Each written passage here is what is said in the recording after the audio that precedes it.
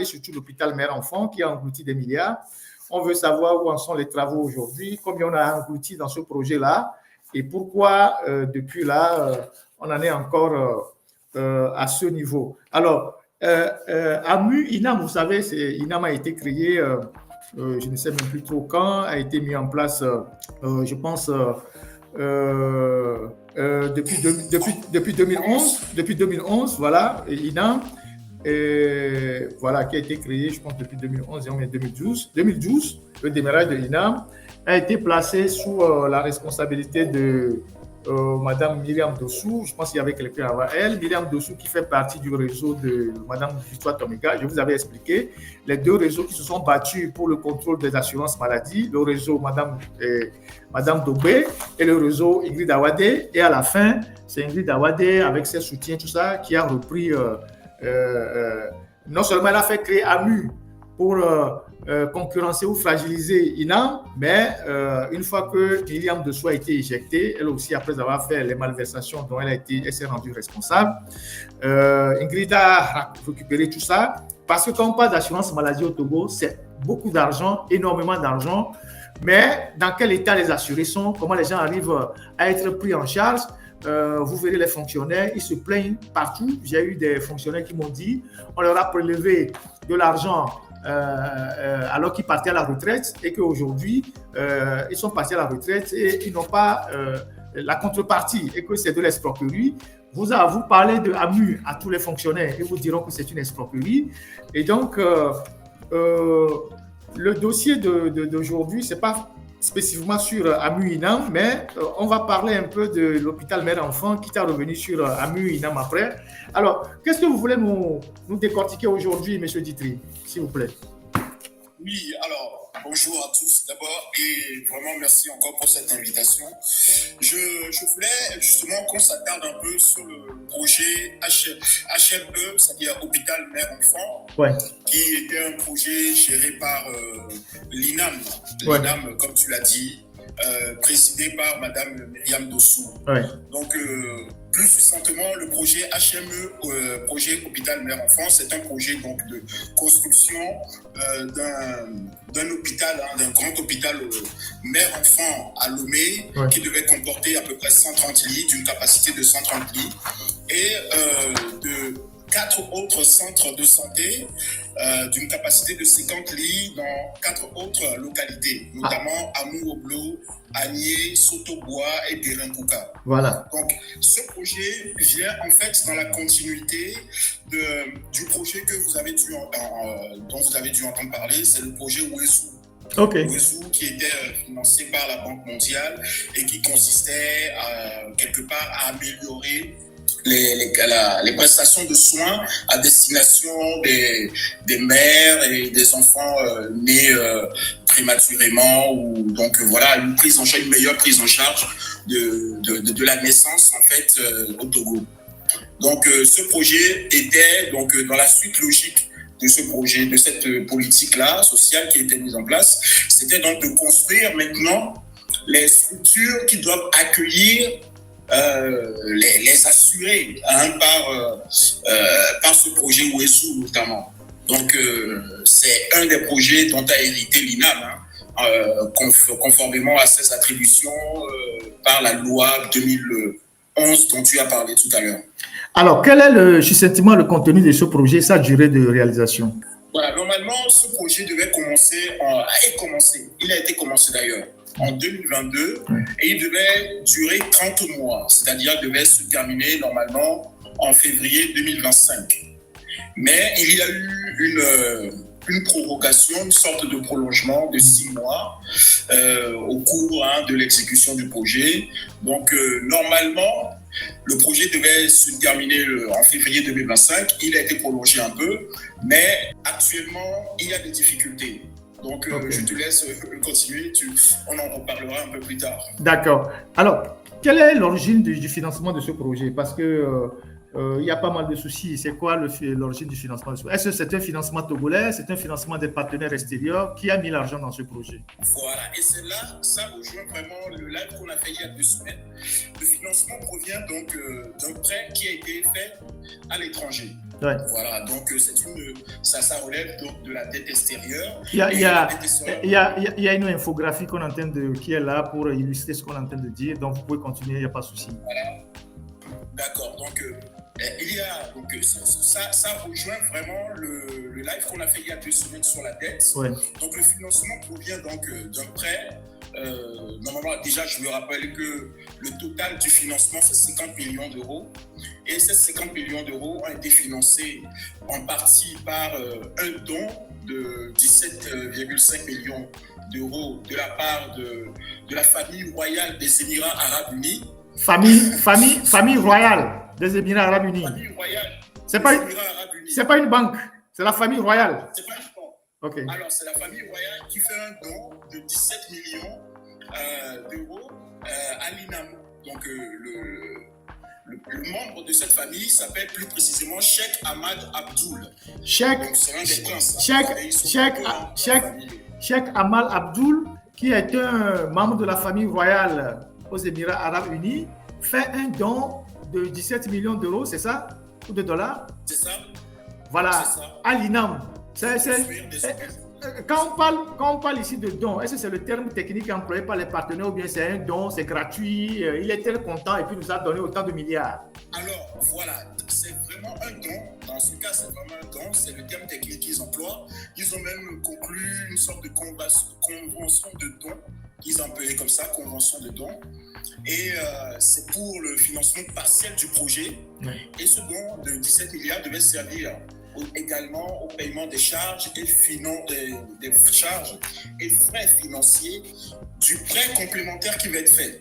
C'est 17 millions d'euros et non 17 milliards. Non, 17 millions d'euros. Oui, ça fait quoi? Ça fait 11 milliards ou quelque chose comme ça? 11,5 milliards de francs CFA. Voilà, donc un prince arabe, il est très content, il se lève et puis il nous donne 11 milliards pour nous aider. Il nous donne 11 milliards. C'est bon. Maintenant, moi j'aimerais bien quand même qu'on remette ça dans son contexte plus particulier. Okay. On avait parlé la dernière fois des exportations d'or qui se faisaient majoritairement vers les Émirats Arabes Unis. Tout à fait. Donc voilà, donc il faut quand même signaler quand même que les Émirats Arabes Unis sont destinataires de beaucoup d'or qui passe par le Togo. Qui passe par le Togo. Voilà.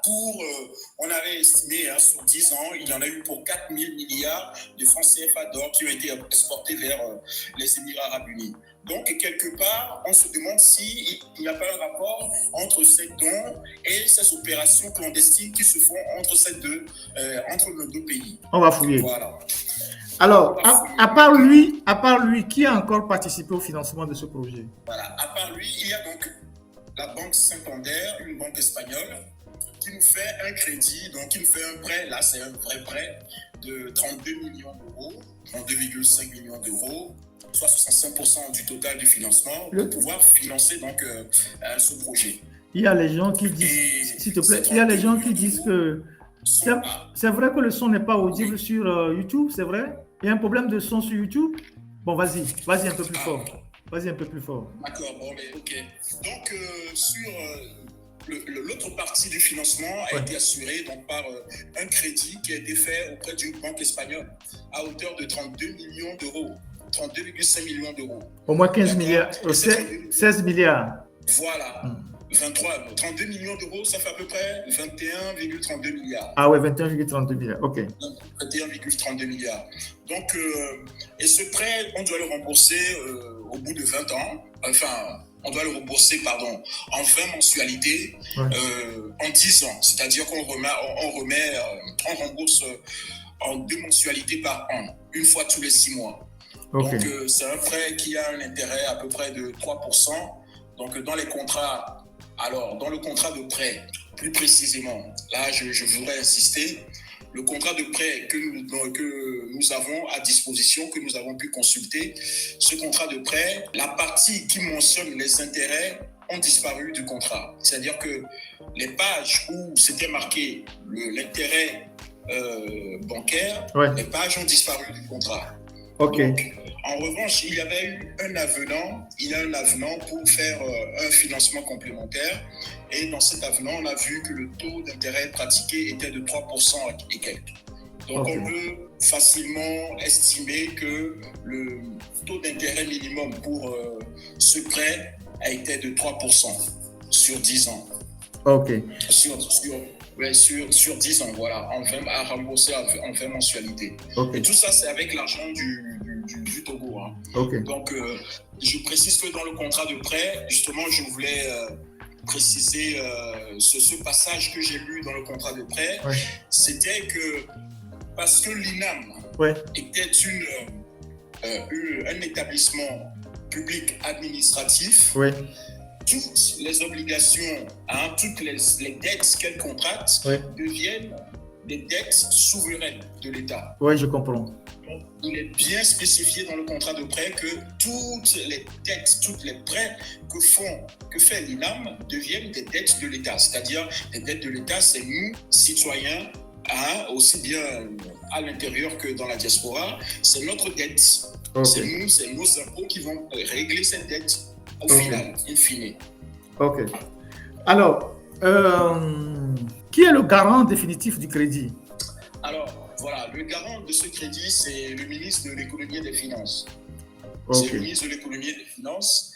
Et d'abord, c'est M. Sani Yaya qui est intervenu dans ce dossier. Dans un premier temps, il faut savoir que, le projet, comme je l'ai dit, a commencé en 2022. Donc, les négociations étaient déjà en cours, déjà en 2021. Donc, c'est lui qui a donné sa garantie, c'est lui qui signait les garanties autonomes pour ce crédit-là, pour pouvoir financer le projet. Maintenant, ce que nous savons, c'est que il signait facilement. M. Sani Yaya signait facilement quand Madame... comment elle s'appelle? Pardon. Myriam La directrice Myriam était là, il signait facilement. Maintenant que Madame Myriam Dessou n'est plus là, que le ministre Sani Yaya également n'est plus là, mais là, les signatures pour les prêts sont devenues un peu plus difficiles. Et on y reviendra plus tard concernant M. Essowe Barcola. Est-ce que, quelle est la durée du remboursement? Je pense que tu as abordé ça tout à l'heure, le taux d'intérêt. Oui. Alors, l'argent a-t-il été totalement décaissé? Oui, l'argent a totalement été décaissé. En tout cas, c'est ce qu'ils nous disent dans le dossier. L'argent a totalement été décaissé, mais malheureusement, on n'a pas eu un taux de réalisation à 100% sur tout le projet. Voilà, donc là, j'enchaîne avec la question suivante, c'est le taux de réalisation. Il faut savoir que, en ce qui concerne l'hôpital de Lomé, le CHU de Toblecopé, on était à 90% à peu près de taux de réalisation. À Amou-Oblo, on était à quasiment 100%. À Agné, on était à 90%, à Sotobois, 80%, et à Guérin-Kouka, on était à 72-73%. Et tout ceci, au-delà du temps imparti. Au-delà du temps imparti, on n'a pas encore fini. Et il y a plusieurs prestataires qui se plaignent, qui n'ont pas été payés. Ça, c'est des informations que je t'apporte. Des gens qui ont travaillé sur les chantiers, les ouvriers qui sont à l'abandon, des gens qui ont saisi du matériel. Des sous-traitants, et bon, il y a d'énormes problèmes, des dettes, les Turcs qui sont repartis, mais là, ils essayent de reprendre un peu les activités pour terminer les chantiers, mais il y a d'autres difficultés. Quelle a été l'implication des services administratifs d'appui dans ce projet? Voilà, et effectivement, il y avait certains services administratifs qui m'ont interpellé moi, dans ce dossier. Je sais que dans la dernière fois, dans le dernier débat, on avait remarqué que les services administratifs d'appui absorbaient une grande partie de la dette extérieure. Et là, nous avons des exemples concrets de services administratifs. Donc là, dans le cadre du projet, il y avait notamment un contrat d'assistance à la maîtrise d'ouvrage. Donc l'assistance à la maîtrise d'ouvrage, souvent, c'est des études qui sont faites. C'est pas des maçons, c'est pas des ouvriers, c'est pas des... Voilà. Mais c'est des études qui sont faites peut-être par des architectes, des ingénieurs, des architectes... Et quel cabinet a eu cette étude? Alors, dans le contrat d'assistance à la maîtrise d'ouvrage, c'est l'agence IDEA de M. Binicio Limassier, qui en est le DG. Okay. Qui, je rappelle, est aussi actionnaire de la SOGEP, la société de gestion de l'hôpital Total Afia. Oui, c'est ça. On en a parlé dans un live beaucoup plus tôt. Ouais. Alors, ce contrat, par exemple, a coûté 252 millions de francs CFA sur les fonds privés et sur les fonds propres de l'INAM. Ouais. Et il faut savoir que sur les 252 millions de francs CFA, M. Limassier, à lui seul, touchait 50 millions de francs CFA à titre de rémunération. Ah ouais. Et là, on ne parle même pas encore de construction, on ne parle pas encore de gros travaux, on parle juste d'études. Ah ouais. Ensuite, on a aussi un contrat d'assistante juridique qui a été confié au cabinet, le cabinet Akerekourou et partenaires. C'est un cabinet d'avocats. Voilà, de l'avocat, du fameux avocat Akerekourou, qui est aussi maire, je crois. Ouais. Et c'est un contrat d'assistance juridique. Lui, il a encaissé 19,5 millions de francs CFA pour un travail d'un mois, à peu près. OK. Voilà.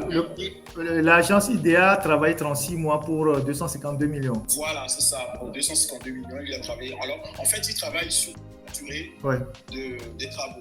OK. Mais c'est pas encore, normalement c'est fixé pour 36 mois, mais les travaux ne sont pas terminés, donc ils n'ont pas encore terminé leur travail, on va dire. D'accord.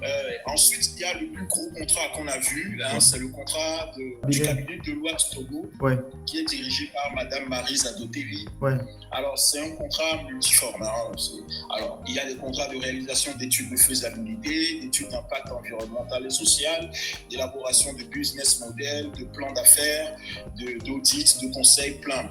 Et tout ce travail d'études administratif, je précise, a été facturé à 287 millions de francs CFA. Sur le projet. Et a duré sur une durée de 11 mois. D'accord. Voilà. Et sachant que Madame Maryse Adotevi était l'une des mieux payées sur ce pactole-là, puisqu'on a le détail de toutes les rémunérations qui se sont octroyées dans ce contrat. Donc voilà les principaux contrats d'assistance administrative et d'appui qu'il y avait dans ce projet. Et il faut remarquer que, écoutez, on connaît déjà les accointances entre M. Limassier et Mme Awadé. Ingrid. Voilà. Maintenant... On remarque facilement. Et aussi M. Akerekourou, qui est aussi un maire, comme je l'ai dit tout à l'heure. Limassier aussi agent au maire à Goignivé. Ah, ben voilà. Donc, il y a quand même d'importants conflits d'intérêts là. Donc, c'est quand même à signaler, il faut quand même le signaler.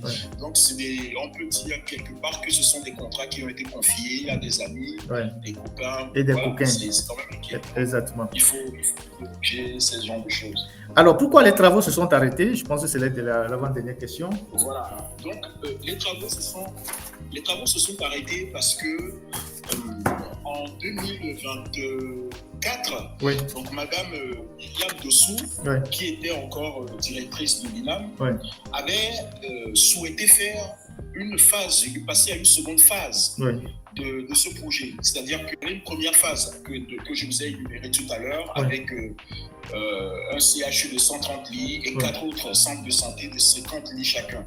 Alors, Madame Myriam Dossou voulait augmenter les capacités. Donc, pour le CHU de 130 lits, elle voulait passer à 186 lits. Donc, elle voulait augmenter 56 lits et augmenter les autres centres de 1 lit chacun. Donc, quand elle a fait elle a rédigé son plan, ça lui revenait à un coût de 35 millions d'euros. Ça 300 millions d'euros, il faut pouvoir financer. Donc, ce qu'elle a fait, c'est qu'elle s'est rapprochée de la banque espagnole pour obtenir un prêt, une offre de prêt, d'accord, une offre de prêt de la part de la banque espagnole. Et elle a signé. Elle-même, elle a déjà signé, elle a déjà approuvé. On lui a fait la proposition, elle a signé.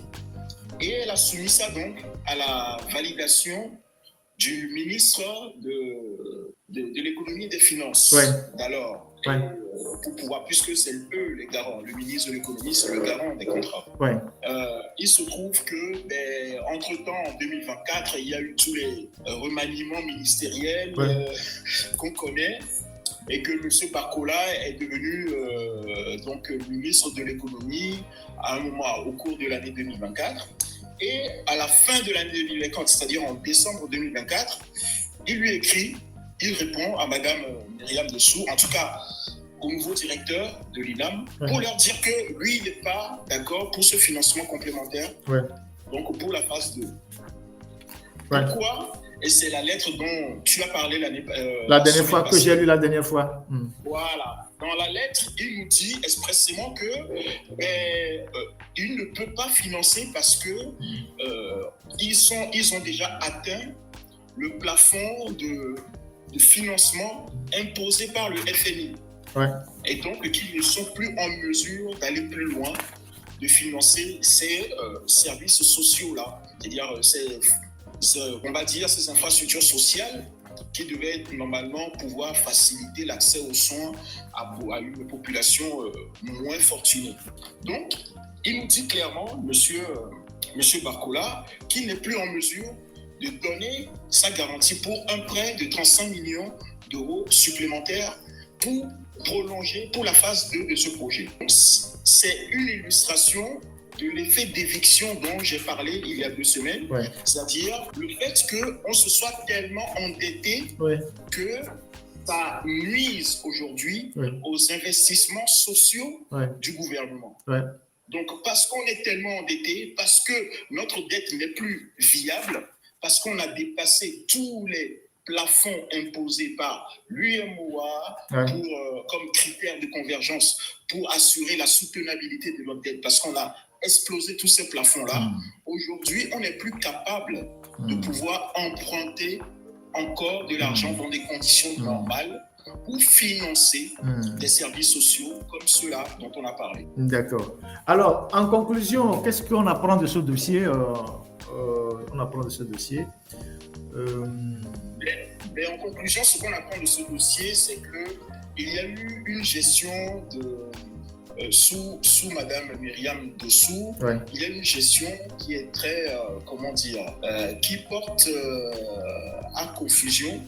C'est une gestion qui laisse à désirer, puisque je rappelle que les travaux de ce projet ont été arrêtés depuis septembre 2024. D'accord, sachant que normalement, il devait se terminer en février 2025. Les travaux ont été arrêtés plus tôt. Pourquoi? Faute de financement. Et tu l'as signalé tout à l'heure qu'il y avait eu des sous-traitants togolais qui avaient eu du mal à être payés. Et ils sont pleins d'ailleurs.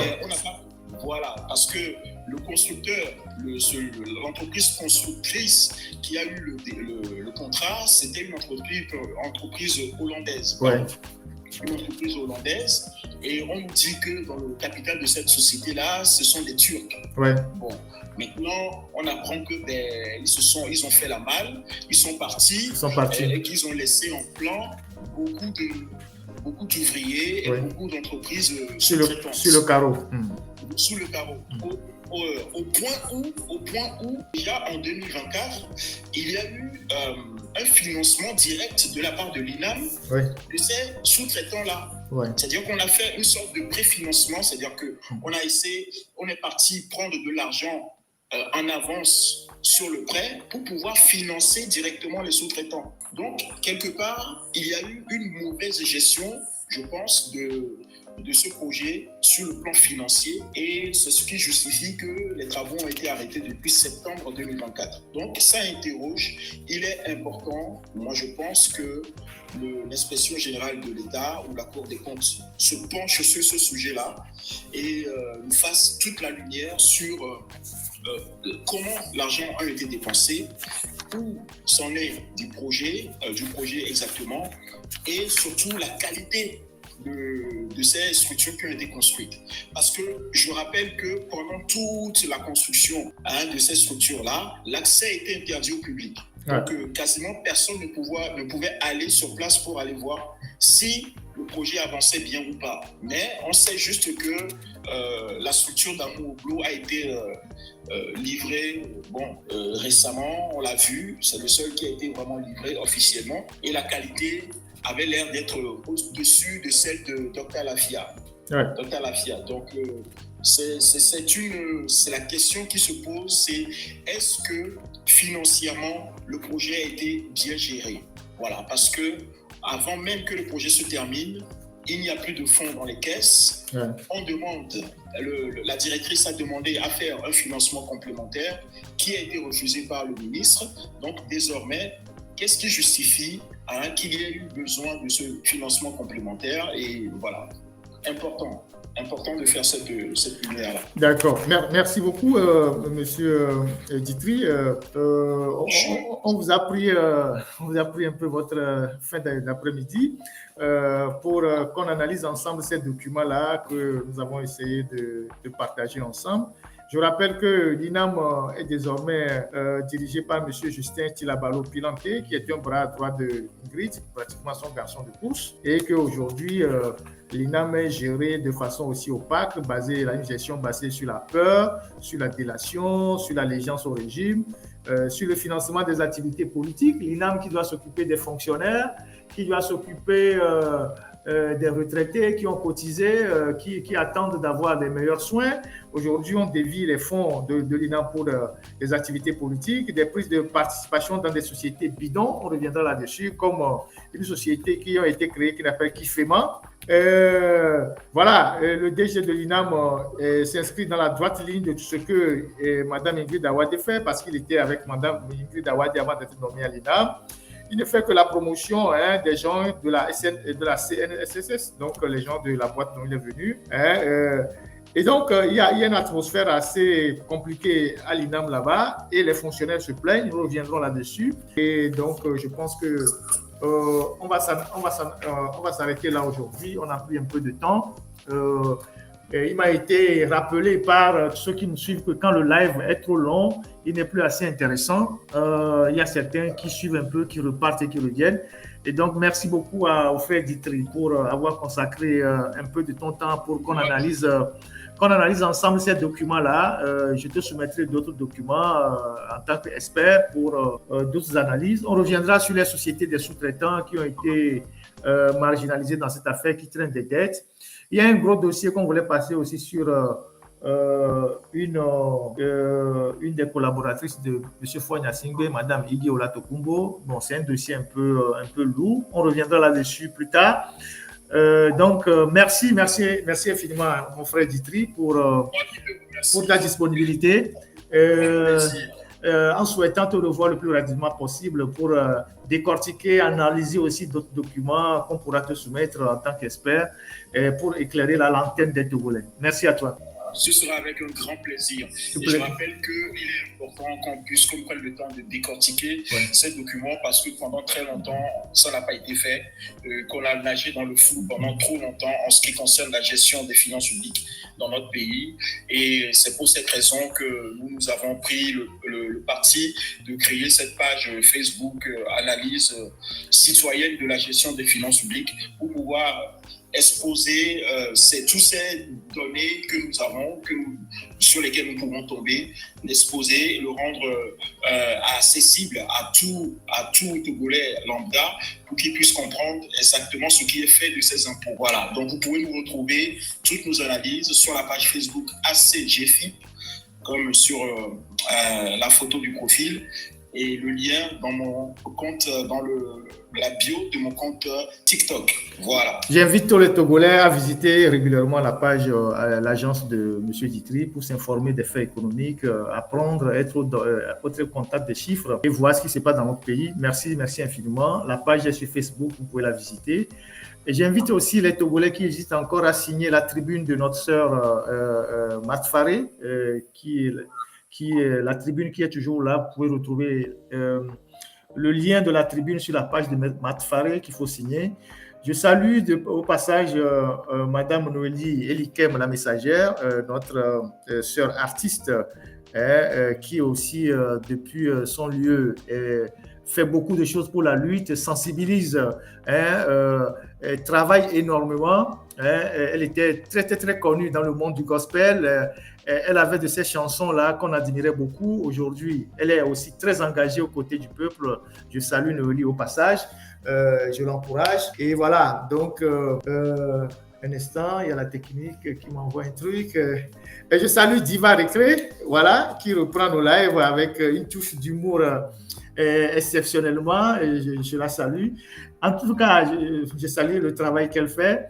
Et donc, tout ce qui se fait en bien pour mobiliser, sensibiliser, travailler à la maturation du peuple togolais, il faut que nous accompagnions tous nos frères qui se battent dans ce sens-là. Et je pense qu'il faut rester focus, chacun selon ce qu'il sait faire le mieux. Moi, je suis journaliste, je fais des analyses, je décortique des documents, je cherche des informations, je viens les partager avec vous. Celui qui est maçon, s'il peut contribuer, il fait son travail de maçon. L'artiste qui a sa guitare, comme notre frère Sassou Koutou, il fait un travail énorme, il a chanté. Noélie Elikem, elle chante, elle sensibilise. Je pense que c'est tout ce travail-là que chacun d'entre nous essaye de faire qui va aboutir demain à une mobilisation générale contre ce régime-là. De toutes les façons, nous avons l'avantage psychologique sur ce régime-là. Ce n'est pas le fait que quelques activistes du régime viennent dire « Ah oui, ça n'a pas marché, c'est que personne ne les écoute. » Non, les Togolais, quand vous voyez les Togolais suivre un mouvement massivement, que les gens restent à la maison, c'est que les Togolais manifestent leur adhésion. Donc, tous nos frères qui sont venus aussi à Paris, tous nos grands frères qui se sont mobilisés, qui sont passés à Paris pour le meeting et tout ça, je les salue aussi. Un coucou spécial à Marine. J'ai vu tes photos et je pense que nous sommes sur la bonne voie et soutenons-nous, encourageons ceux qui font du bon boulot et puis on avancera. C'est le plus important, c'est qu'un jour, ce système puisse tomber pour que le Togo ou les Togolais retrouvent leur dignité. Agbasivi Amron, oui d'accord, je n'ai pas tous les noms, mais je salue tous ceux qui font les lives pour essayer de sensibiliser. À ma fille, Madame Grace Koumaï, qui a été aussi violentée, qui est toujours active. Tous ces gens-là qui montrent que nous ne sommes pas brisés par la violence, on n'est pas brisés par la torture, on n'est pas brisés par la peur et qu'on est toujours engagé, focus contre la dictature. Les militaires, ils prennent de plus en plus conscience. Et je n'ai pas à vous dire beaucoup de choses aujourd'hui. Quand je vais faire le live prochainement pour passer des informations sur ce que Mme Nyakadé a fait, je vous parlerai des militaires, Fleur Line aussi, je vous parlerai de tout ce qui se passe aujourd'hui à l'intérieur même du système. Et donc, ce n'est pas un travail inutile, vain qu'on essaie de faire. Il faut que nous restions focus et je pense que pour le reste, tout ira pour le mieux. Ne perdons pas juste les énergies dans d'autres choses. Restons concentrés et puis on avance. Merci Almok aussi, ouais, la marraine, tous ces gens-là, je leur dis bonjour et bonne chance à nous tous.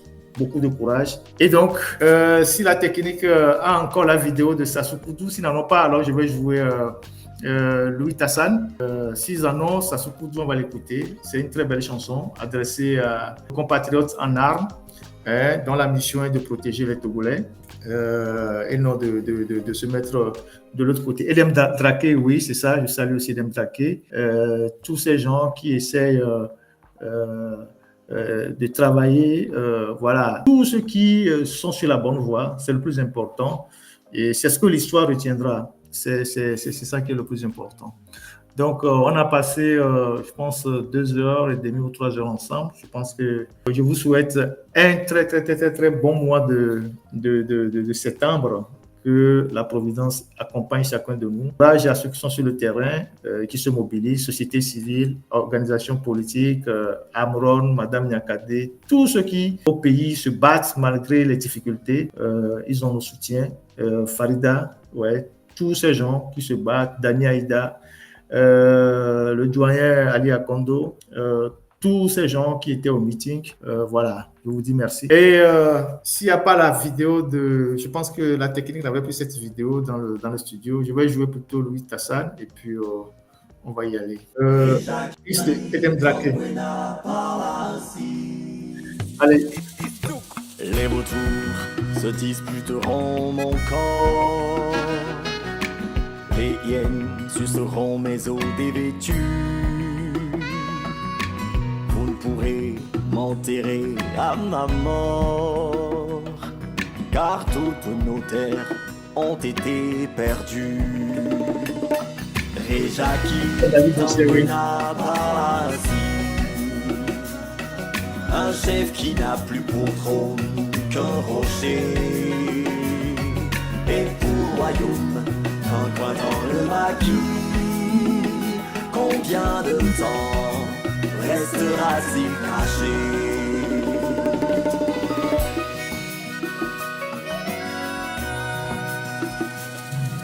Cette terre est à toi, c'est ta fierté. Salomon Wagbe, salut. Là où tes fétiches sont implantés, là où tu as poussé le premier cri, La marine, salut. là où Camille tes Diabalo, ancêtres salut. se sont endormis. Aujourd'hui, vous n'avez plus de maison. Le Plus rien au photo. monde ne vous appartient.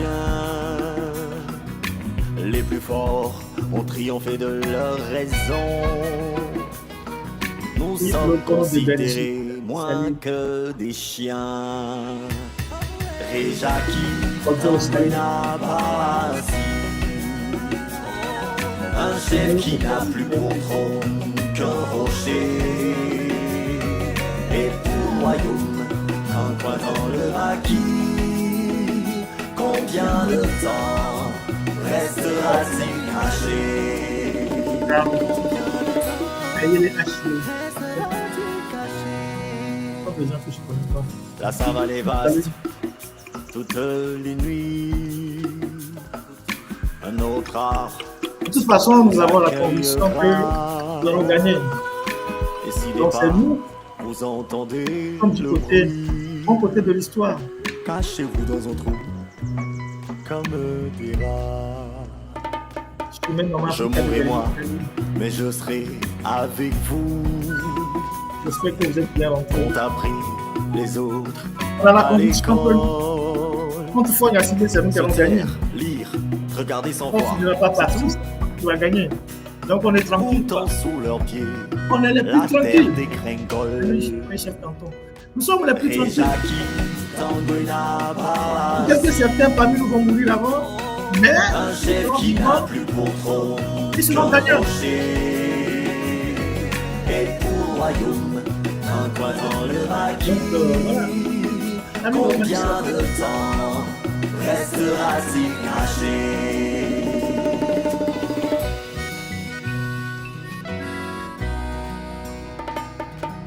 Les beaux se disputeront sans J'irai pas, corde. mon général, j'irai pas, Suceront j'irai pas malgré tout le respect que je vous dois. Non, je ne tirerai pas, oh non, je ne tirerai pas, Allez, mettre je la barre. ne tirerai pas, oh non, par amour pour mon pays. Un jour me levant, je me pose la On question, a mis Koudou qui chante. Mettre la en barre. quoi pourrais-je servir ma Les nation? gars de Toulouse. Avec fierté, je me suis engagé et dans les rangs des aberrations me résonnent. Un jour en mission, mon supérieur m'ordonne d'ouvrir le feu sur mes propres compatriotes. Salut à tous mes techniciens. Or notre mission c'est protéger la nation. Alors ne faites pas de moi le bourreau que je ne suis pas. Alors j'irai pas mon général, j'irai pas, C'est à lui. j'irai pas malgré tout le respect que je vous dois. Non, je ne tirerai pas, oh non, je ne tirerai pas. Je ne tirerai pas, oh non, par amour pour mon pays. Moi j'ai retrouvé, en entrant dans l'armée, de fortes valeurs, mais les dérives m'ont bouleversé. Mon compatriote sur qui je pointe mon arme pourra être demain mon sauveur inattendu. Ne vous méprenez pas, mon général. Ne croyez pas que je voulais vous désobéir. Je suis bon militaire et j'aime pas semer le chaos. J'ai la plénitude de toute ma conscience. Alors, j'irai pas, mon général, j'irai pas.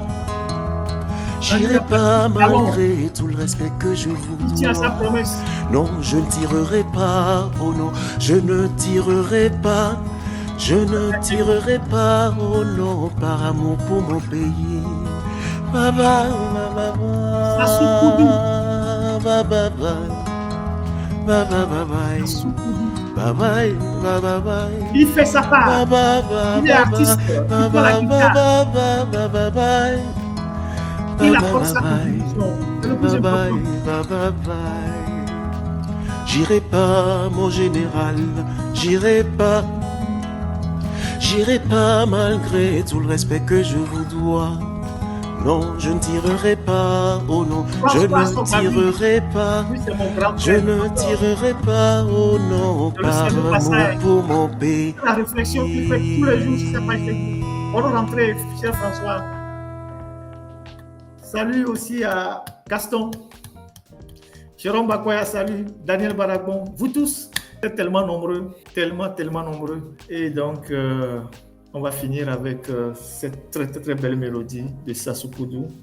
Je salue son jeune frère Justin depuis Bremen, le coiffeur des grands stars, des plus grands joueurs. Et Justin, salut. Et donc, voilà.